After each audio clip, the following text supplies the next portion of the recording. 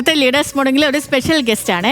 വന്യമായ കഥകളിലൂടെ കാഴ്ചയുടെ മായാലോകത്തേക്ക് മലയാള സിനിമയെ പ്രേക്ഷകരെ സഞ്ചരിപ്പിക്കുന്ന craftsman, Kishkindha Kandam, echo, visual story ടെല്ലിംഗിൽ പുതുതലം സൃഷ്ടിക്കുന്ന പ്രിയപ്പെട്ട സംവിധായകൻ ദിൻജിത്ത് അയ്യത്താനാണ് ഇന്നത്തെ അതിഥി. നമുക്ക് അദ്ദേഹത്തെ സ്നേഹത്തോടു കൂടി സ്വാഗതം ചെയ്യാം നമ്മുടെ ഹലോ മലയാളത്തിലേക്ക്.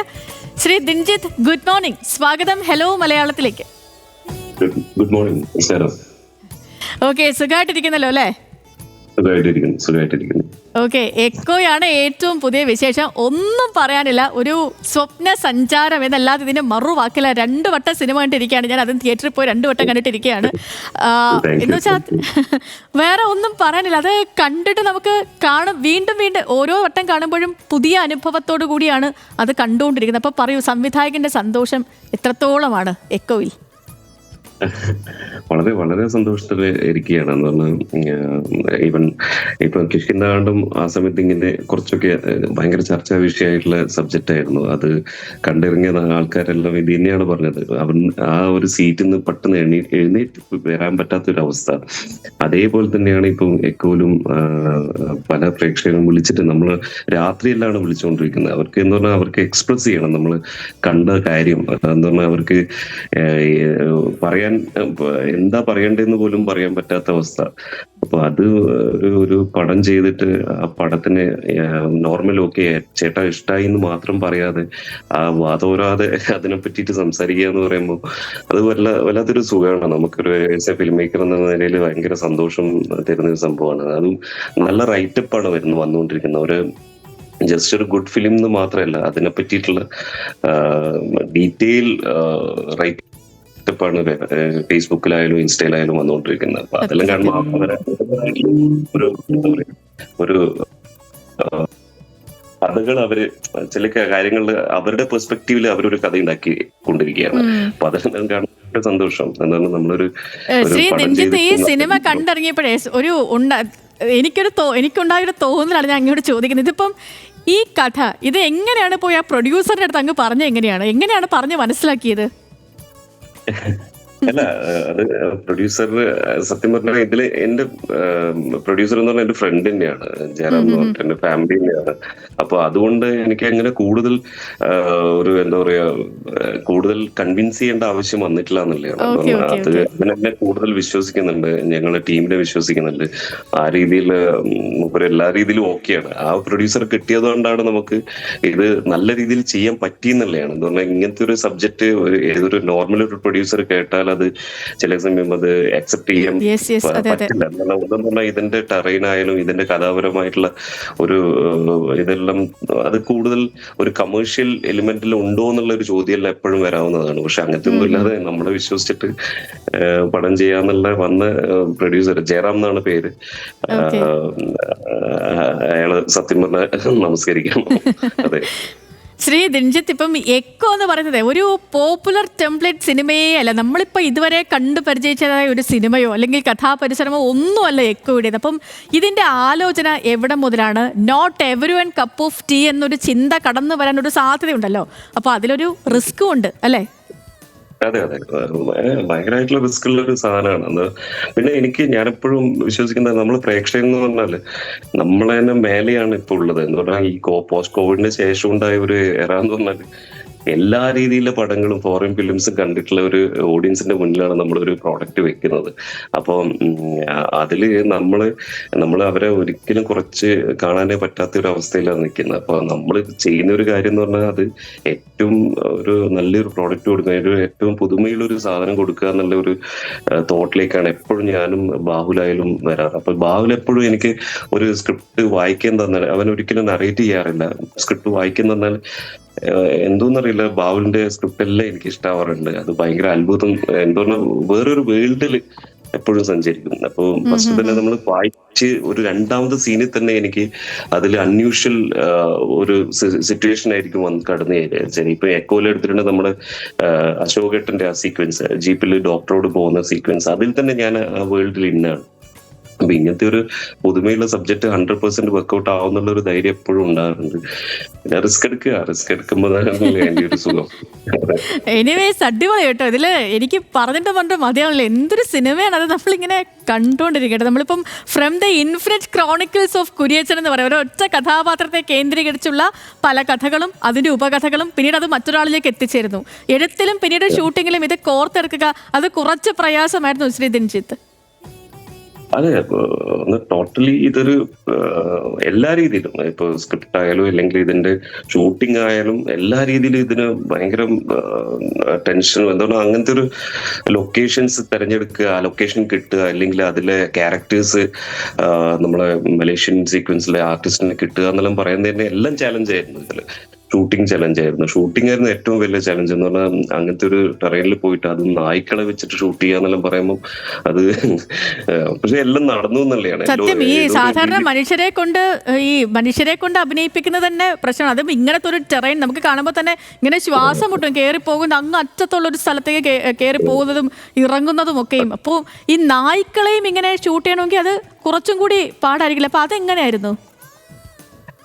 നായ്ക്കൾ എന്ന് പറഞ്ഞാൽ നമുക്ക് ഈ സ്പെസിഫൈഡ് ചെയ്തിട്ട് നമുക്ക് ഈ ഒരു മലേഷ്യൻ ബ്രീഡാണെന്നല്ലോ നമ്മൾ പറഞ്ഞു പോകുന്നത്. അപ്പൊ അങ്ങനത്തെ ഒരു ബ്രീഡ് എന്ന് പറഞ്ഞാൽ അത് നമ്മളെ നാട്ടിലെ നായ്ക്കൾ അതേ സെയിം ഒരു ബ്രീഡ് തന്നെയാണ്. പക്ഷെ എന്നാൽ കൂടെ ഒരു ജനങ്ങളെ ഒരു പ്രേക്ഷകനെ ഒരു വിശ്വസിപ്പിക്കുന്ന രീതിയിൽ നമുക്കൊരു ഒരു കളർ ആവശ്യമാണ്, അതിനൊരു പാറ്റേൺ ആവശ്യമാണ്. അപ്പൊ അങ്ങനെ നമ്മൾ തേടിയിട്ട് നടക്കുന്ന ഇതെല്ലാം ഓക്കെ. കൊമ്പൈ എന്ന് പറഞ്ഞ നമ്മൾ ഇതിന്റെ ട്രെയിനർ ആയിട്ടുള്ള ജിജേഷ് എന്ന് പറഞ്ഞാണ് വാലാട്ടി മൂവിയിൽ ട്രെയിനറാണ്, ഡോക്ടറിനാണ്. അപ്പൊ അയാളാണ് ഇതിന്റെ ഈ കൊമ്പൈന്റെ ഒരു പേര് പറഞ്ഞത്. കൊമ്പൈൻ എന്ന് പറഞ്ഞ ഒരു ബ്രീഡ് ഉണ്ട്, നമുക്ക് അതിന്റെ കളർ എന്ന് പറഞ്ഞ ഒരേ പാറ്റേൺ തന്നെ കിട്ടും അതിന്. അപ്പൊ നമുക്ക് കുറച്ചുകൂടി ഈസി ആവും എന്ന് പറഞ്ഞു. അപ്പോൾ പിന്നെ ഉള്ളതെന്ന് പറഞ്ഞാൽ നമ്മളെ ചലഞ്ച് ഇത്രത്തോളം നായ്ക്കളെ ഞങ്ങൾ സംഘടിപ്പിക്കുക എന്നുള്ള ഒരു ചലഞ്ചായിരുന്നു. അപ്പം കൊമ്പയിലേക്ക് നമ്മുടെ ജിജേഷ് വിളിച്ച് സംസാരിക്കുമെന്ന് പറഞ്ഞാൽ അവര് പറഞ്ഞതെന്ന് പറഞ്ഞാൽ ഇതിന് ഒരു 40,000 റുപ്പീസ് വരുന്നു. അവർക്ക് മനസ്സിലായി നമ്മൾ മൂവിയിലെ ആൾക്കാരാണ്. അപ്പം തന്നെ അതിന്റെ പൈസ കൂട്ടി. അപ്പോ അതിനുശേഷം ഞാൻ എൻ്റെ ഒരു AD ദ്വാരക് എന്ന് പറയുന്നത് തമിഴൻ തന്നെയാണ്. അപ്പോൾ അയാളെ ആ നാട്ടിലേക്ക് അയച്ചു, അവിടെ സംസാരിപ്പിച്ച് അവിടുത്തെ കെനൽസിലെല്ലാം പോയി നോക്കുമ്പോൾ അവിടുന്ന് കുറെ നായ്ക്കളെ നമ്മൾ സെലക്ട് ചെയ്തു. അവൻ തന്നെ സെലക്ട് ചെയ്തു 40 നായ്ക്കളെ അയച്ചു. ഈ 40 നായ്ക്കൾ നമ്മളൊരു ചാലഞ്ച്, പിന്നെയുള്ള ചാലഞ്ച് പറഞ്ഞാൽ ഇതിനെ ട്രെയിൻ ചെയ്യാന്ന് പറഞ്ഞാൽ ഇതിന്റെ അഡൽട്ട്ഹുഡിൽ പോയിട്ടുണ്ടെങ്കിൽ ഇതിനെ കൂടുതൽ ട്രെയിൻ ചെയ്യാൻ പറ്റില്ല. അപ്പൊ അതിനെ ഒരു 1-1.5 വയസ്സിന്റെ ഉള്ളിൽ ട്രെയിൻ ചെയ്യിക്കണം. അപ്പൊ ഈ ഫിൽട്ടർ ചെയ്തതില് 1.5 വയസ്സുള്ള നായ്ക്കളെ ഒരു 10 എണ്ണത്തിനെ സെലക്ട് ചെയ്തു ജിജേഷ് പോയിട്ട്. അങ്ങനെ സെലക്ട് ചെയ്ത് അതിനെ ട്രെയിൻ ചെയ്യിപ്പിച്ചതാണ് ഇപ്പൊ നിങ്ങൾ കാണുന്ന നായ്ക്കൾ. 10 നായ്ക്കളാണ് ഉള്ളത് നമ്മുടെ പടത്തിൽ. പക്ഷെ നമ്മളത് ബാക്കിയെല്ലാം നമ്മൾ ആഡ് ഓൺ ചെയ്തതാണ്, സീൻ വൈസ് നമ്മൾ ആഡ് ഓൺ ചെയ്തതാണ്. ഇതിന് പല ടാസ്കുകൾ ഉണ്ടായിരുന്നു. നായ്ക്കൾക്ക് ഇപ്പൊ കുരയ്ക്കുന്നതും അഗ്രസീവ്നെസ് കാണിക്കുന്നതും അല്ലെങ്കിൽ ജമ്പ് ചെയ്യുന്നതും. നിങ്ങൾ കണ്ട ആ ജമ്പൽ എന്ന് പറഞ്ഞാൽ അത് കൊറിയോഗ്രാഫി എന്ന് പറഞ്ഞാൽ അത് റിയൽ ആണ്. അത് പല ആൾക്കാരും ഇപ്പം ചോദിക്കേണ്ടത് അത് CG ആണോ എന്നുള്ളത്. പക്ഷെ അത് റിയൽ ആണ് എന്ന് പറഞ്ഞാൽ അത് ജിജേഷിന്റെ ഒരു കഴിവാണ്. അയാൾ ആ രീതിയിൽ അതിനെ ട്രെയിൻ ചെയ്യിപ്പിച്ചതാണ് അതിന്റെ സത്യാവസ്ഥ. എല്ലാം സ്മൂത്ത് ആയിട്ട് നടന്നു അവസാനം നല്ല രീതിയിൽ. പക്ഷെ എന്താണ് ഭയങ്കര കഷ്ടമായിരുന്നു കേട്ടോ. നമ്മള് ഇപ്പം കാണുന്ന സീൻസ് എല്ലാം എന്ന് പറഞ്ഞാൽ നമ്മൾ പലതരത്തിലും നമ്മൾ ഷൂട്ട് ചെയ്തതാണ്. അപ്പൊ അതിന്റെ കോർത്തിണക്കി വെച്ചത് നമ്മുടെ എഡിറ്ററായിട്ടുള്ള സൂരജിന്റെ ഒരു കഴിവാണ്. അത് അതിനെ ഒരു പക്ക ഒരു നിങ്ങളിപ്പോ കാണുന്ന ചില ആൾക്കാരും പറഞ്ഞു ആ സീൻസ് മലേഷ്യൻ സീക്വൻസിന്റെ ആ സീൻസിൽ ഞങ്ങളെ പേടിപ്പിച്ചു എന്ന് പറയുന്നു. പക്ഷെ അത് നമ്മളത് ഓരോ ദിവസവും നമ്മൾ മഴയില്ലാത്ത സമയത്ത് ഷൂട്ട് ചെയ്ത്, എന്താ മഴ വരുമ്പം അവിടെ കോട ഉണ്ടാവും. കോട വന്നു കഴിഞ്ഞാൽ പിന്നെ ഇങ്ങനെ ഓരോ അവസ്ഥയിലാണ് നമ്മൾ ഷൂട്ട് ചെയ്തത്. അവിടെ ചളി, ഇപ്പൊ മലേഷ്യൻ സീക്വൻസ് കണ്ട ഇടലെന്ന് പറഞ്ഞാൽ ചളിയിൽ നിറഞ്ഞിരിക്കുക. അപ്പൊ നായ്ക്കൾ ചളിയിൽ ഇറങ്ങില്ല. അപ്പോ അത് ഓരോ സമയത്ത് നമ്മൾ ആ ചളിയിൽ നീക്കി ഫ്രഷ് ആക്കി പിന്നെയും അതിനെ ഇറക്കും. കുറച്ച് കഷ്ടപ്പാടായിരുന്നു. പക്ഷെ കഷ്ടപ്പാടൊക്കെ ഇപ്പം വിജയത്തിലേക്ക് എത്തിയിട്ടുണ്ട്. അപ്പൊ അത് കാണുമ്പോൾ വലിയ സന്തോഷം. ശ്രീ ദിൻജിത്ത്, ഇപ്പം ഈ പൂർണ്ണമായിട്ടും തിരക്കഥയിൽ ഊന്നി തന്നെയാണ് ഇപ്പം ഈ ഒരു ദൃശ്യഭാഷ അങ്ങ് ഒരുക്കിയിരിക്കുന്നത്. ബാഹുലിന്റെയും അങ്ങയുടെയും ഒക്കെ ഒരു വിഷ്വൽ പേഴ്സ്പെക്റ്റീവ് അത് അതുപോലെ തന്നെ ആയിരുന്നു. എങ്ങനെയായിരുന്നു ഈ ഒരു എക്കോ ലോകം നിങ്ങൾ സൃഷ്ടിച്ചത്? എങ്ങനെയായിരുന്നു? അതന്നെ, നമ്മളെപ്പോഴും ഒരു നല്ലൊരു ഡിസ്കഷൻ എപ്പോഴും ഉണ്ടായിരുന്നു. ബാഹുൽ ഒരു റൈറ്റർ ആൻഡ് DOP ആയതുകൊണ്ട് അതിന്റെ ഞാനൊരു ആർട്ടിസ്റ്റും ആയതുകൊണ്ടും അത് നമ്മള് മുന്നേ തന്നെ അതിന്റെ ഒരു ഡിസ്കഷൻ പക്ക രീതിയിലൊരു പ്ലാനിങ് ഉണ്ടാവാറുണ്ട്. പിന്നെ അത് തന്നെ നമുക്ക് എന്ന് പറഞ്ഞാൽ ഇതിൽ പല ബ്ലെസ്സിങ് എന്ന് പറഞ്ഞാൽ നമുക്ക് ഇങ്ങനത്തെ ഒരു ടെറൈൻ കിട്ടുന്നതാണ് ഏറ്റവും ഭയങ്കര ചാലഞ്ചിങ് ആയിട്ടുണ്ടായിരുന്നത്. അപ്പൊ അതെല്ലാം കോർത്തിണക്കി നമ്മൾ ആ ഒരു പ്രീ പ്ലാൻഡ് നമ്മൾ മുന്നേ തന്നെ ഷൂട്ടിന് ഒരു പ്രീ പ്ലാൻ ആയിട്ട് എല്ലാ രീതിയിലും ഒരു എന്താ പറയാ ഒരു വർക്ക് ഉണ്ടായിരുന്നു. അതെല്ലാം നല്ല രീതിയിൽ വർക്കൗട്ടായി. അതന്നെ. അതെ, ഈ കാസ്റ്റിംഗ് മുതൽ ലൊക്കേഷൻ വരെ നമ്മൾ നോക്കുകയാണെങ്കിൽ അതും ഒരു പുതിയ അനുഭവം, ഒരു പുതുമയുള്ള അനുഭവമാണ്. കാരണം ഇപ്പം സൗരഭ് സച്ദേവ, മേഘാലയയിലും മലേഷ്യയിൽ നിന്നുള്ള ആർട്ടിസ്റ്റുകൾ വരുന്നു. അപ്പൊ ഈ തിരഞ്ഞെടുപ്പൊക്കെ എങ്ങനെയായിരുന്നു? ഇതില് ചാലഞ്ച് എന്ന് പറഞ്ഞാൽ ആർട്ടിസ്റ്റിന്റെ ചാലഞ്ച് ഉണ്ടായിരുന്നു. ഇപ്പൊ സൗരഭ് എന്ന് പറഞ്ഞ ഒരു ക്യാരക്ടർ നമ്മള് അപ്പോഴേ നമ്മൾ തീരുമാനിച്ചിരുന്നത് ഒരു റീജിയണൽ നമ്മുടെ ലാംഗ്വേജിലുള്ള ഒരു ആർട്ടിസ്റ്റിന് വേണ്ടെന്നുള്ള. അതൊരു പ്രീ ജഡ്ജ്മെന്റിലായിരിക്കും. ലൈക്ക് ആ ഒരു ക്യാരക്ടർ വന്നു കഴിഞ്ഞാൽ ഓൾറെഡി ഇയാൾ ഇങ്ങനെ ചെയ്യാൻ ചാൻസ് ഉണ്ട് എന്നുള്ള തോന്നൽ ഉണ്ടാവാൻ പാടില്ല. അപ്പോൾ ഒരു ഫ്രഷ് കാസ്റ്റിനെ വേണം എന്നുള്ള ഒരു തീരുമാനത്തിലായിരുന്നു. അപ്പം ഇത് തമിഴിലും അതേപോലെ തന്നെ പല ആൾക്കാരും വന്നുപോയ ആൾക്കാരാണ്. നമുക്ക് അങ്ങനെ അത്ര ഇൻട്രസ്റ്റ് ആയിട്ടുള്ള ആൾക്കാരെ കിട്ടിയിട്ടില്ല. ലാസ്റ്റ് ആനിമൽ എന്നുള്ള മൂവിയിലുള്ള ആർട്ടിസ്റ്റാണ് ഈ സൗരഭിനെ കണ്ടപ്പം തന്നെ നമുക്ക് ഓക്കെ എന്ന് തോന്നി. എന്ന് പറഞ്ഞാൽ അത് ഒരു കാരണം എന്ന് പറഞ്ഞാൽ നമുക്ക് ഈ രണ്ട് കാലഘട്ടം കാണിക്കുന്നുണ്ട്. ഈ രണ്ട് കാലഘട്ടത്തിലും അയാളുടെ ഗെറ്റപ്പും എല്ലാം വെച്ച് നോക്കുമ്പം ഓക്കെ അയാളുടെ കണ്ണിൽ തന്നെ കുറെ കഥകൾ പറയുന്ന ഒരു ക്യാരക്ടറാണ് സൗരഭ്. ആ രീതിയിൽ നമുക്ക് സൗരഭ് എന്നുള്ള ഒരു കാസ്റ്റിംഗ് പെർഫെക്റ്റ് കാസ്റ്റിംഗ് ആയിട്ട് തോന്നി. ഇതേപോലെ ഈ വലിയൊരു ചാലഞ്ച് എന്ന് പറഞ്ഞാൽ മ്ലാത്തിച്ചേർത്തിനെ കിട്ടുക എന്നുള്ളതായിരുന്നു ഏറ്റവും വലിയ ചാലഞ്ച്. അത് ഹെൽപ്പ് കിട്ടിയതെന്ന് പറയുന്നത് നമ്മള് ക്രിസ്റ്റോ ടോമി, നമ്മുടെ ഉള്ളൊഴുക്കിന്റെ ഡയറക്ടറോട് ഒരു ദിവസം സംസാരിക്കുമ്പോൾ ഞാനിങ്ങനെ പറഞ്ഞു, ഇങ്ങനെ ഒരു ക്യാരക്ടർ ഉണ്ട്, നമുക്ക് കിട്ടുന്നില്ല, നിങ്ങൾക്ക് എന്തെങ്കിലും കണക്ഷൻസ് ഉണ്ടോ എന്ന്. അയാൾ ആക്ച്വലി കൊൽക്കത്ത ഫിലിം ഇൻസ്റ്റിറ്റ്യൂട്ടിൽ പഠിച്ച ആളാണ്.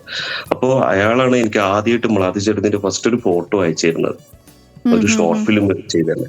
പക്ഷെ ആക്ച്വലി ആ ഷോർട്ട് ഫിലിം പുറത്തു വന്നിട്ടില്ല, അതുകൊണ്ട് അവരുടെ പെർഫോമൻസ് അറിയാനും പറ്റിയില്ല. അപ്പൊ കിട്ടിയപ്പോൾ തന്നെ ആ ഫോട്ടോ കണ്ടപ്പോൾ തന്നെ എനിക്ക് ഭയങ്കര ഇംപ്രസ്ഡ് ആയി. എന്തുകൊണ്ട് അവരുടെ കണ്ണ് ഭയങ്കര ഇന്റൻസ് ആയിരുന്നു. അപ്പം തന്നെ ഞാൻ തീരുമാനിച്ചു ഇത് മ്ലാത്തിച്ചേർത്തിയാണ്. അപ്പൊ ബാബുലോട് പറഞ്ഞപ്പോൾ ബാബുലും കണ്ടപ്പോൾ ബാബുലും ഇഷ്ടമായി. അപ്പൊ അങ്ങനെ ഞങ്ങള് ഇവിടെ പോവാണ്. ഇത് നമ്മള് നാഗാലാൻഡിൽ പോയിട്ട് അവിടെ ഒരു ഓഡിഷൻ വെക്കുന്നു. നാഗാലാൻഡ് നമുക്ക് കുറച്ച് സഹായം ഉണ്ടായിരുന്നു, പ്രൊഡ്യൂസറിന്റെ ഫ്രണ്ടിന്റെ ഒരു സഹായം കിട്ടി. അവിടുന്ന് ഒരു 10ഓളം പേരെ നമ്മൾ ഓഡിഷൻ വെക്കുന്നു. പക്ഷെ അവിടുത്തെ പ്രശ്നം എന്ന് പറഞ്ഞാൽ നമുക്ക് ഈ ലാംഗ്വേജിന്റെ പ്രശ്നമാണ്. പല പേർക്കും ഈ ഇംഗ്ലീഷ് ആൻഡ് ഹിന്ദി അറിയില്ല. അപ്പൊ ഇത് കമ്മ്യൂണിക്കേറ്റ് ചെയ്യുമ്പോൾ അവരുടെ ആരെങ്കിലും പേരക്കുട്ടികളോ ആരെങ്കിലും ഉണ്ടാവണം. അപ്പം തന്നെ മനസ്സിലായി ഓക്കെ ഇത് വർക്കൗട്ട് ആവില്ല, നമുക്ക് മ്ലാത്തിച്ചേർത്തി നമ്മൾ കണ്ട ആൾ തന്നെ പോവാന്നുള്ളത്. രാത്രി അങ്ങനെ അവരുടെ ഒരു ഓഡീഷൻ നടന്നു. ആ ഓഡീഷൻ ഭയങ്കര പെർഫെക്റ്റ് ആയിരുന്നു. അവർ ചെറിയ ചെറിയ കാര്യങ്ങൾ ചെയ്യിപ്പിച്ചു. അതിൽ തന്നെ നമ്മൾ ഫിക്സ് ചെയ്തു മ്ലാത്തിച്ചേർത്തി ഇതാണെന്നുള്ളത്. പിന്നെ നമ്മള് ഒരു റിസ്ക് ആണ് എടുത്തത്. എന്താ പറഞ്ഞാൽ വലിയൊരു റിസ്ക് ആണ്. എന്താ പറഞ്ഞാൽ വലിയൊരു ക്യാരക്ടർ അത് കറക്റ്റ് ആയിട്ട് പ്ലേസ് ചെയ്യുമെന്നുള്ള പേടിയുണ്ടായിരുന്നു. പക്ഷെ എന്തോ എല്ലാ രീതിയിലും ബ്ലെസ്സിങ് ഉണ്ടെന്ന് തോന്നുന്നു. തന്നെയാണ് ഇപ്പൊ ഈ പറഞ്ഞ പോലെ ഇപ്പൊ ഈ സിനിമയിലെ ഒരു പ്രത്യേകം വെച്ചാൽ നമ്മൾ സാധാരണ ചില സിനിമകളെ കണ്ട് നമ്മൾ ഏറെക്കുറെയൊക്കെ എൻഡിലേക്ക് എത്തുമ്പോൾ നമുക്ക് മനസ്സിലാവും കാര്യങ്ങളുടെ പോക്ക് എങ്ങനെയാണ്, ഏത് വഴിയൊക്കെ എത്തും എന്നൊക്കെ മനസ്സിലാവും. പക്ഷേ ഇതിപ്പോൾ ഒന്നും മനസ്സിലാവില്ല. നമ്മൾ അവസാനം ആ ക്ലൈമാക്സ് എത്തുമ്പോഴാണ് നമുക്ക് കഥ എങ്ങനെയാണ്, ഏത് രീതിയിലാണെന്ന് മനസ്സിലാക്കാൻ പറ്റുന്നത്. ആക്ച്വലി ദിൻജിത്ത്, ഇപ്പോൾ നമ്മൾ sometimes protection and restriction both look same അല്ലേ? ബന്ധങ്ങളിലെ സ്വാർത്ഥത, അധികാരം, ഇതൊക്കെ ലെയറുകളായിട്ട് ഈ സിനിമയിൽ നമുക്ക് നന്നായിട്ട് അനുഭവിക്കാൻ പറ്റുന്നുണ്ട്. അധികാരത്തിന്റെ അതിർവരമ്പുകൾ അപ്രസക്തമാക്കുന്നതും കാണാൻ പറ്റുന്നുണ്ട്. അപ്പം വെറും ഒരു കഥയ്ക്കും അപ്പുറം ഇത്തരം യാഥാർത്ഥ്യങ്ങൾ കൂടി അങ്ങ് ബോധപൂർവം പറഞ്ഞു പോയതാണോ? മേക്ക് ഓവറിന്റെ അല്ലെങ്കിൽ മേക്കറുടെ ആ ഒരു ഉൾക്കാഴ്ച എന്തായിരുന്നു? അല്ല, ഇത് 100% ഇതിലൊരു പൊളിറ്റിക്സ് പറയുന്നുണ്ട്. അത് ബോധപൂർവം തന്നെയാണ് ബാഹുൽ എഴുതിയിരിക്കുന്നത്. ഓക്കെ, അപ്പൊ അതെല്ലാം പറയണം. അതിന്റെ ഒരു സോൾ അതിലാണ് കിടക്കുന്നത്. അത് കറക്റ്റായിട്ട് നമ്മള് ഡയറക്ട്ലി അത് പറഞ്ഞു പോയിട്ടില്ല. പക്ഷെ ഇൻഡയറക്ട്ലി 100% അതിന്റെ പ്രോപ്പർ തിങ് എല്ലാ ഓഡിയൻസിന് കിട്ടിയിട്ടുണ്ടെന്ന് പ്രതീക്ഷിക്കുന്നു. അതുകൊണ്ട് അതങ്ങനെ ആവട്ടെ എന്നുള്ളതാണ്. അത് പറയേണ്ട കാര്യമാണ്. അത് പറഞ്ഞു നല്ല രീതിയിൽ ആൾക്കാരിലേക്ക് എത്തിയിരിക്കുന്നു എന്നുള്ള ഇത് സന്തോഷം, ഭയങ്കര സന്തോഷമുണ്ട്. എന്ന് പറഞ്ഞാൽ അത് ഇപ്പോഴത്തെ കാലത്ത് അനിവാര്യമായിട്ടുള്ള കാര്യമാണ് നമ്മൾ പറഞ്ഞിരിക്കുന്നത്. അത് പെർഫെക്റ്റ്ലി പ്ലീസ്ഡ് എന്നുള്ളത് തോന്നുന്നു ഇപ്പോൾ. Okay okay. ഇനി ബാഹുല്യ ഇപ്പോൾ തിരക്കഥയാണ് ഈ സിനിമയുടെ വലിയൊരു എന്താ അതിനെ പിടിച്ചു നിർത്തുന്ന ഒരു കാര്യം എന്ന് വെച്ചാൽ അതിൻ്റെ തിരക്കഥയാണ്, നല്ല സ്ക്രിപ്റ്റാണ്. അപ്പം ബാഹുൽ എന്ന തിരക്കഥാകൃത്തും സിനിമറ്റോഗ്രാഫറും അതിൻ്റെ ഒരു ഇൻവോൾവ്മെൻറ്റും അപ്പോൾ നിങ്ങൾ തമ്മിലുള്ള ഒരു റാപ്പോ എങ്ങനെയായിരുന്നു? അത് കക്ഷി അമ്മിപ്പിള്ള തൊട്ടുള്ള ഒരു ബന്ധമാണ്. കക്ഷി അമ്മിപ്പിള്ള ഒരു ക്യാമറാമാൻ ആയിരുന്നു ബാബുല്. അപ്പോഴൊന്നും എനിക്കറിയില്ലായിരുന്നു കക്ഷി ഒരു റൈറ്ററും കൂടിയാന്നുള്ളത്. അപ്പോ ഏതോ ഒരു ഘട്ടത്തിലാണ് നമ്മുടെ ഈ കോവിഡിന്റെ സമയത്താണ്, ഒന്നും പണിയില്ലാത്ത സമയത്തായിരുന്നു നമ്മളിങ്ങനെ സംസാരം നടന്നത്, എന്തോ എന്തെങ്കിലും ചെയ്യണം ഈ സമയങ്ങളിൽ എന്നുള്ള. അപ്പോഴാണ് ബാബുല് പറഞ്ഞത് നമുക്ക് എഴുതിയാലോ, ഞാൻ കുറച്ച് എഴുതും എന്നുള്ള. അന്നാണ് ഞാൻ അറിയുന്നത് ഓക്കെ കുറെ മുന്നേ ചെറുപ്പത്തിലെല്ലാം നല്ല രീതിയിൽ എഴുതുന്ന ഒരാളാണെന്നുള്ള. അപ്പോ ഞങ്ങളൊരു പ്രോജക്റ്റ് ആദ്യം പ്ലാൻ ചെയ്ത ഡിസ്കഷൻ ഇങ്ങനെ രണ്ടുപേരും ഇങ്ങനെ പയ്യന്നൂരും ഞാൻ ചെന്നൈയിലുള്ള സമയത്ത് ഇങ്ങനെ സംസാരിച്ചിട്ട് എഴുതിക്കൊണ്ടിരുന്നു. ഒരു ടൈം അവൻ പറഞ്ഞു, ചേട്ടാ എനിക്കൊരു നല്ലൊരു ഒരു ത്രെഡ് വന്നിട്ട് ഞാൻ എഴുതിയിട്ട് ഞാൻ ഒരാഴ്ചയിൽ വരാമെന്ന് പറഞ്ഞു. അങ്ങനെ 8 ദിവസത്തിൽ എഴുതിയ സാധനമാണ് കിഷ്കിന്ധാ കാണ്ഡം. അത് എനിക്ക് വായിക്കാൻ തന്നു. അത് അങ്ങനെ ഒരു പ്രോജക്റ്റ് ആയി. അപ്പൊ ഈ ഒരു നമ്മൾ ഗിവ് ആൻഡ് ടേക്ക് ലൈക്ക് നല്ല രീതിയിൽ നമ്മൾ സംസാരിക്കും, നമ്മൾ ഷെയർ ചെയ്യും. അങ്ങനെ ഒരു നല്ലൊരു ബന്ധമുണ്ട്. അപ്പൊ അതുകൊണ്ട് ഈ ഒരു ക്യാമറാമാൻ ഉപരി ഒരു റൈറ്റർ ആകുമ്പോൾ എന്താണെന്ന് പറഞ്ഞ ഇപ്പൊ എനിക്ക് ഒരു സെറ്റിൽ വന്നു കഴിഞ്ഞാൽ ഒരാളോട് സംസാരിച്ചാൽ മതി. അപ്പോൾ ടോട്ടലി നമുക്ക് കമ്മ്യൂണിക്കേറ്റ് ചെയ്യാൻ പറ്റൂ. കറക്റ്റായിട്ട് നമ്മളൊരു ഒരേ ഒരു പോയിന്റ്, ഒരേ ഒരു തോട്ടിലേക്ക് മാത്രം സഞ്ചരിക്കുന്ന ഒരാളായിട്ട് എപ്പോഴും തോന്നാറുണ്ട്. അപ്പൊ അങ്ങനെ ഒരു മിസ്കമ്മ്യൂണിക്കേഷൻ ഉണ്ടാവാറില്ല. അപ്പോ അതെല്ലാം ഒരു നല്ലൊരു ബോണ്ടായിട്ട് മാറിയിട്ടുണ്ട്. അതിന്റെ ഒരു എന്താ പറയാ, അതിന്റെ ഒരു സോളാണ് നമ്മൾ ഇപ്പോഴത്തെ പടത്തിലെല്ലാം കാണുന്നത് വിശ്വസിക്കുന്നത്. അതിന്റെ ഒരു എന്താ പറയാ. ശ്രീ ദിൻജിത്ത്, ഇതൊരു നോൺ ലീനിയർ കഥ പറച്ചിലാണല്ലോ. അപ്പോൾ ഷൂട്ട് ചെയ്യുമ്പോഴും അങ്ങനെയൊക്കെ തന്നെ ആയിരുന്നു. ഇപ്പൊ ഷൂട്ടിംഗ് ഇടയിൽ വലിയ വെല്ലുവിളികളൊക്കെ നേരിട്ടു, കാരണം പകർത്താൻ എളുപ്പമല്ലാത്ത ഒത്തിരി കാഴ്ചകൾ നമ്മൾ സ്ക്രീനിൽ കാണുന്നുണ്ട്. അതെ, ഇത് ഭയങ്കര നമ്മള് ഒരു പ്രോപ്പർലി ഓക്കെ ഈ ദിവസം ഇത്ര സീൻസ് എടുക്കണം എന്ന് വിചാരിച്ചിട്ട് പോയിട്ട് ചെയ്യുന്നൊരു സിനിമയല്ല ഇത്. എന്ന് പറഞ്ഞാൽ അത്രത്തോളം എന്തുകൊണ്ട് നമുക്ക് ഒന്ന് ക്ലൈമറ്റ് എല്ലാം കൊണ്ട് നമുക്ക് അങ്ങനത്തെ ഒരു രീതിയിൽ നമുക്ക് പ്ലാനേ ചെയ്യാൻ പറ്റില്ല. അത് നോൺ ലീനിയർ സീക്വൻസ് ആണ് എല്ലായിടത്തും ഉള്ളത്.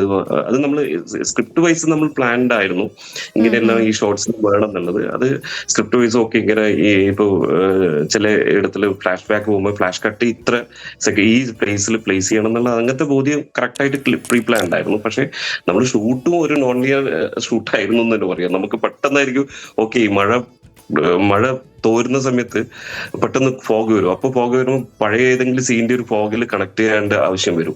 അപ്പൊ ആ സമയത്ത് ഒരു ഷോട്ട് എടുക്കുക എന്നുള്ള രീതിയിൽ അത്രയും ഓട്ടപ്പാച്ചലായിരുന്നു. അത് നിങ്ങൾ ആക്ച്വലി ഇപ്പം കാണുന്ന സാധനം ആക്ച്വലി ഷൂട്ടിന്റെ സമയത്ത് വന്നിട്ടുണ്ടെങ്കിൽ നിങ്ങൾക്ക് ഒന്നും മനസ്സിലാവില്ല. അത്രത്തോളം കോംപ്ലിക്കേറ്റഡ് ഷൂട്ട് നടന്നതാണ്. അല്ല, നമ്മൾ സ്ക്രീനിൽ കാണുമ്പോഴേ അത് ഇങ്ങനെയാണ്. അപ്പൊ പിന്നെ അത് ഷൂട്ട് ചെയ്യുന്ന സമയത്ത് എങ്ങനെയായിരിക്കും എന്നുള്ളത് ചിന്തിക്കാവുന്നതേ ഉള്ളൂ. ശ്രീ ദിൻജിത്ത്, ഇപ്പം ഈ സിനിമ നെടുന്തൂണായ ഒരാളാണ് സന്ദീപും. താരതമ്യേന ഇപ്പോഴും സന്ദീപ് പല സിനിമകളിലും അഭിനയിച്ചെങ്കിലും ഇപ്പോഴും ഒരു പുതുമുഖം പോലെ തന്നെയൊക്കെയാണ്. അപ്പോൾ സന്ദീപിലെ നടനെ പരുവപ്പെടുത്തി എടുക്കുകയായിരുന്നു അങ്ങ്. ഡയറക്ടറുടെ നിർദ്ദേശങ്ങൾ ക്യാരക്ടറിന് വേണ്ടിയിട്ടുണ്ടായിരുന്നോ? സന്ദീപ് ഭയങ്കരമായിട്ട് എന്താ പറയാ നല്ല രീതിയിൽ അഡാപ്റ്റ് ചെയ്യുന്ന ഒരു ആർട്ടിസ്റ്റ് ആണെന്ന് എപ്പോഴും തോന്നാറുണ്ട്. ലൈക്ക് ഞാൻ ഫാലിമി മുതൽ നമ്മള് നോട്ടീസ് ചെയ്തതാണ്. അപ്പോ ഞാൻ 2-3 ഡേയ്സില് അവന്റെ ഒരു ക്യാരക്ടർ ഡെവലപ്മെന്റ് ഒരു സ്റ്റേജ് ഉണ്ടല്ലോ നമ്മൾ സ്റ്റാർട്ടിങ്. അപ്പൊ അതിലുള്ള ഒരു വിഷമം എന്ന് പറഞ്ഞാൽ ആ സമയത്ത് ഒരു ഏത് ആർട്ടിസ്റ്റിനും അതിലേക്ക് ആ ക്യാരക്ടറിലേക്ക് പോകാനുള്ള ഒരു ടൈം. അത് ഏതെങ്കിലും ഒരു മൊമെന്റ് നമുക്ക് കറക്റ്റ് ആയിട്ട് ഇതാണ് പെർഫെക്റ്റ് ആ ക്യാരക്ടറിലേക്ക് ബ്ലെൻഡ് ആയി എന്നുള്ള മനസ്സിലാക്കുന്ന ഒരു മൊമെന്റ്. അത് എനിക്കൊന്ന് 3 ദിവസത്തിൽ തന്നെ സന്ദീപ് ഇന്നായിരുന്നു എന്ന് പറയാം. കുറെ ആയിരുന്നു, അങ്ങനെ ഭയങ്കര ടഫ് ഇല്ല എന്ന് പറഞ്ഞാൽ നല്ല ടാലന്റുള്ള ആർട്ടിസ്റ്റ്, നല്ല ടൈമിംഗ് ആണ് അവൻ. പിന്നെ ആ ഒരു കോസ്റ്റ്യൂമിലേക്കും ഒക്കെ വന്നപ്പോൾ സന്ദീപ് പക്ക വ്യൂസ് ആയി മാറിയെന്നുള്ളതാണ്. എന്ന് പറഞ്ഞാൽ ഇത്രയും കാലത്ത് നമ്മൾ ജിംഖാനയിലും എല്ലാം കണ്ട സന്ദീപിൽ നിന്ന് വ്യത്യസ്തമായിട്ടുള്ള ഒരു സന്ദീപിനെ നമുക്ക് കാണാൻ പറ്റി. എല്ലാം കൊണ്ടും ഭയങ്കര ഹാപ്പി ആയിരുന്നു അവനോട് വർക്ക് ചെയ്യുന്നത്. നല്ല ടാലന്റഡ് ആർട്ടിസ്റ്റ്, നല്ല വേഴ്സറ്റൈൽ ആർട്ടിസ്റ്റ്. ശ്രീ ദിൻജിത്ത്, നമ്മൾ നേരത്തെ മ്ലാത്തിച്ചേട്ടത്തിന്റെ കാര്യം പറഞ്ഞായിരുന്നു. ഇപ്പൊ ഈ മ്ലാത്തിച്ചേട്ടത്തിലെ എന്ന ക്യാരക്ടറിന്റെ ലൈഫ് തന്നെ KPSC ലീലയുടെ ശബ്ദമാണല്ലേ. അപ്പൊ ആ കേൾക്കാത്ത ശബ്ദം അത് എങ്ങനെയാണ് അങ്ങ് കണ്ടെത്തിയത്?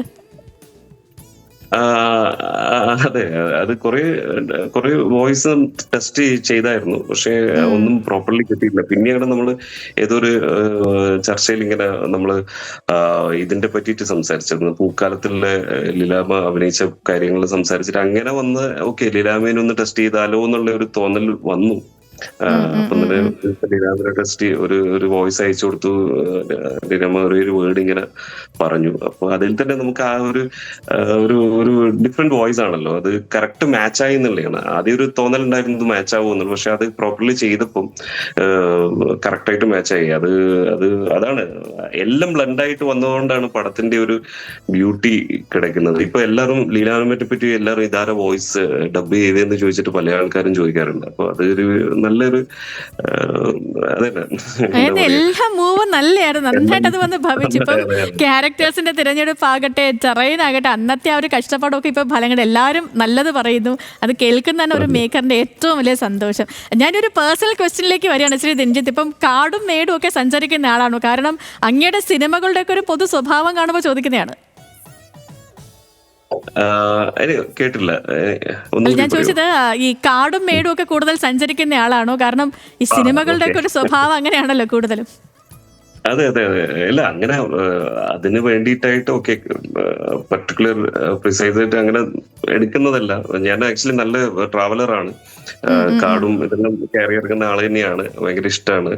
ഉം. പക്ഷെ അതുകൊണ്ട് മാത്രമല്ല, ഡിമാൻഡ് ചെയ്യുന്നുണ്ടെങ്കിൽ ഓക്കെ അത് ചെയ്യണം എന്നുള്ള ആഗ്രഹം. അല്ലാതെ ഞാൻ എപ്പോഴും ഫോറസ്റ്റ് അല്ലെങ്കിൽ ഇതായിട്ടുള്ള എൻവിറോൺമെന്റൽ മൂവീസ് എന്തായാലും എടുക്കുന്ന അങ്ങനെ തോന്നുന്നില്ല. അതിന്റെ ഒരു പ്ലോട്ട് അനുസരിച്ച് അത് ആവശ്യമാണെങ്കിൽ അതിനനുസരിച്ചിട്ട് എടുക്കുന്നില്ലെന്ന് മാത്രമേ ഉള്ളൂ. പക്ഷെ ഭയങ്കര സന്തോഷമാണ് അങ്ങനത്തെ ഒരു ഷൂട്ട് നടക്കുന്ന സ്ഥലത്ത് ഭയങ്കര ഹാപ്പിയാണ് സത്യം പറഞ്ഞാൽ. നമ്മള് ഇങ്ങനത്തെ ഒരു അഡ്വഞ്ചറസ് ട്രിപ്പ് പോലെയാണ് നമുക്ക് തോന്നാറ്.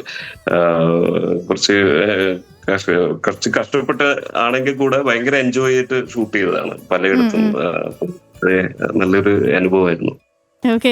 ഈ ഒരു സംവിധായകനെ സംബന്ധിച്ചിടത്തോളം ചെയ്യുന്ന എല്ലാ പ്രൊജക്റ്റുകൾ ഒരു കുഞ്ഞിനെ പോലെ അവരെ സ്നേഹിക്കുന്നതാണെന്ന് കേട്ടിട്ടുണ്ട്. അങ്ങനെ അത്രയും പ്രിയപ്പെട്ടതായിരിക്കും എന്നും അറിയാം. പക്ഷേ എങ്കിൽ ഞാൻ ഒരു ചോദ്യം ചോദിക്കുകയാണ്. ഇപ്പം ചെയ്ത സിനിമകളിൽ വെച്ചിട്ട് ഏറ്റവും പ്രിയപ്പെട്ട സിനിമ എന്ന് ചോദിച്ചാൽ പറയാൻ ഒരെണ്ണം ഉണ്ടോ?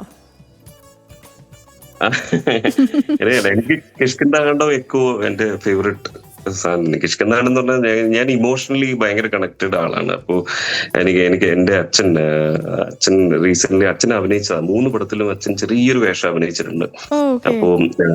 അപ്പോ അച്ഛൻ കഴിഞ്ഞ മാസമാണ് മരണപ്പെട്ടത് 6-ന്. അപ്പോ എനിക്ക് ഒരേ ഒരു വിഷമം അച്ഛന് എക്കോ കാണാൻ പറ്റിയില്ല എന്നുള്ളതാണ്. അപ്പോ അച്ഛന്റെ അനുഗ്രഹമുണ്ട്, ഭയങ്കരമായിട്ട് അനുഗ്രഹമുണ്ട് എന്ന് പറഞ്ഞാൽ അത്രക്കും അച്ഛൻ ആഗ്രഹിച്ചിട്ടുണ്ട്. അച്ഛനാണ് എന്റെ ഏറ്റവും മെയിൻ PR. അപ്പോ എല്ലാ രീതിയിലും അത് വല്ലാത്തൊരു എഫക്റ്റ് ആയി. എന്താ പറയുക, പടത്തിന്റെ റിലീസിന്റെ സമയത്തായിരുന്നു, മീൻസ് പോസ്റ്റ് പ്രൊഡക്ഷന്റെ സമയത്തായിരുന്നു അച്ഛൻ മരണപ്പെട്ടത്. അപ്പോ ഓക്കെ. അതെല്ലാം ഒരു എന്താ പറയാ ഭയങ്കര കണക്റ്റഡ് ആണ് ഇമോഷണൽ. അതുകൊണ്ട് എനിക്ക് കിഷ്കിന്ധാകണ്ടം ഭയങ്കര കൂടുതൽ കണക്റ്റഡ് ആണ്. എന്ന് പറഞ്ഞാൽ ഒരു അച്ഛൻ മകൻ ബന്ധമാണല്ലോ. അപ്പൊ അത് ഇപ്പോഴും അതിൽ അപർണയുടെ അച്ഛനായിട്ട് അഭിനയിച്ച ആളാണ് എന്റെ അച്ഛൻ. അതെ. ഓ. അതെ അതെ. Okay, okay, okay. Shri Ranjith, ഇപ്പം അച്ഛൻ്റെ ആ ഒരു അനുഗ്രഹം എപ്പോഴും ഉണ്ടാകും. ഇപ്പം എല്ലാത്തിനും ഉണ്ടാകും എന്നതിന് നമുക്ക് പ്രതീക്ഷ അങ്ങനെ തന്നെ ഉണ്ടാകും. പ്രതീക്ഷയല്ല, അങ്ങനെ ഉണ്ടാകും, കൂടെ ഉണ്ടാകും. ഇനിയിപ്പം അധികം സമയം എടുക്കുന്നില്ല, കാരണം 10 മിനിറ്റ് എന്ന് പറഞ്ഞിട്ട് പറഞ്ഞാണ്. ഇപ്പോൾ സമയം കുറച്ച് അധികം ഞാൻ എടുത്തു. അടുത്ത പ്രോജക്റ്റുകൾ എന്തൊക്കെയാണ്, കുടുംബ വിശേഷങ്ങൾ എന്തൊക്കെയാണ്, അതുകൂടി പറഞ്ഞ് നമുക്ക് അവസാനിപ്പിക്കാം. അടുത്ത പ്രോജക്റ്റ് ആക്ച്വലി ഇങ്ങനെ സ്ക്രിപ്റ്റിലാണ്. 2-3 സ്ക്രിപ്റ്റ് ഉണ്ട്, സൈഡ് ബൈ സൈഡ് പോകുന്നുണ്ട്. അപ്പോ എല്ലാം ഒരേ സമയത്ത് പിച്ച് ചെയ്യണം. എന്നാലും നമ്മളെ പ്രശ്നം എന്ന് പറഞ്ഞാൽ നമ്മളെ അൺസർട്ടനിറ്റി ആണ്. നാളെ എന്ത് നടക്കുന്നു ഒരു പിടുത്തവും ഇല്ല. അപ്പൊ ഇപ്പോ ആൾക്കാർ വിളിക്കുന്നുണ്ട്, നല്ല പടമായോണ്ട് അതിന്റെ ഒരു ഇത് കിട്ടുന്നുണ്ട്, ഓക്കെ, ഓക്കെ. അതിന്റെ ഒരു റെക്കഗ്നൈസേഷൻ കിട്ടുന്നുണ്ട്. ട്രൈ ചെയ്യുന്നുണ്ട്. നമ്മൾ നല്ല പടം മാത്രം ചെയ്യാമെന്നല്ല, അല്ലാതെ എന്തെങ്കിലും പെട്ടെന്നൊരു കാര്യത്തിന് വേണ്ടിയിട്ട് നമ്മളൊരു ഒരു അപ്രോച്ച് ഒരിക്കലും എടുക്കില്ല എന്നുള്ള ഒരു ആളാണ് ഞാൻ. ചെയ്യുന്നുള്ളത് എക്കാലത്തും ടൈംലെസ് ആയിട്ട് സംസാരിച്ചുകൊണ്ടിരിക്കുന്ന രീതിയിലുള്ള ഒരു പടം ചെയ്യണം എന്നുള്ള ആഗ്രഹമുണ്ട്. അപ്പം അതേപോലെ ഫാമിലി, ആക്ച്വലി എന്റെ വൈഫ്, ഞങ്ങള് ചെന്നൈയിൽ സെറ്റിൽഡ് ആണ്. വൈഫ് ആർട്ടിസ്റ്റ് ആണ്. ഞാനും അവളുടെ ആനിമേറ്റർ ആയിരുന്നു. ആർട്ടിസ്റ്റും കൂടിയാണ്, പെയിന്ററാണ്. പിന്നെ 2 മക്കളുണ്ട്. ഒരാള് കോയമ്പത്തൂർ പഠിക്കുന്നു, ഒരാള് എച്ചിലാണ്. അപ്പൊ എനിക്കൊരു ബ്രദർ ഉണ്ട്, അവൻ ദുബായില്. എല്ലാ രീതിയിലും എല്ലാവരും ഇപ്പൊ ഹാപ്പി ആയിട്ട് ഇരിക്കുന്നു. അച്ഛൻ ഇല്ലാത്തതിന്റെ വിഷമം മാത്രമേ ഉള്ളൂ. ഓക്കെ, എന്തായാലും ഹാപ്പി. ഓക്കെ, അപ്പോൾ ഒരുപാട് സന്തോഷം ശ്രീ ദിൻജിത് നമുക്കിപ്പം ജോയിൻ ചെയ്തതിന്. ഞാൻ പറഞ്ഞ പോലെ വീണ്ടും ഒരു സോറി കൂടി പറയണം, കാരണം 10 മിനിറ്റ് എന്ന് പറഞ്ഞ് വിളിച്ചു വരുന്നത് ഞാൻ അരമണിക്കൂർ ചോദ്യം ചോദിച്ചു. അപ്പം ഇത് വിടാൻ തോന്നില്ല, അതുകൊണ്ടാണ്. കാരണം എക്കോ അത്രയും കിടിലമാണ്. മാത്രമല്ല ചെയ്ത എല്ലാ സിനിമകളും ഒക്കെ നമ്മുടെ ഒക്കെയും പേഴ്സണൽ ഫേവറേറ്റ് കൂടിയാണ്. അപ്പം ഇനിയും ഒരുപാട് സിനിമകൾ ചെയ്യാൻ പറ്റട്ടെ, നല്ല സിനിമകൾ ഞങ്ങൾക്ക് തരാൻ അങ്ങേക്ക് കഴിയട്ടെ, അത് കാണാനുള്ള ഭാഗ്യം ഞങ്ങൾക്കും ഉണ്ടാവട്ടെ. നല്ലൊരു ദിവസം കൂടി ആശംസിക്കുന്നു. ഇനിയിപ്പോൾ അതേ ഇയർ എൻഡിങ് വരാൻ പോകണം, അപ്പോൾ ഇനി അടുത്ത വർഷമൊക്കെ നല്ല പ്ലസന്റ് ഇയർ ആയിട്ട് മാറട്ടെ എന്ന് ഞാൻ അഡ്വാൻസ് ആയിട്ട് തന്നെ പറയാണ്. Thank you. ഓക്കെ.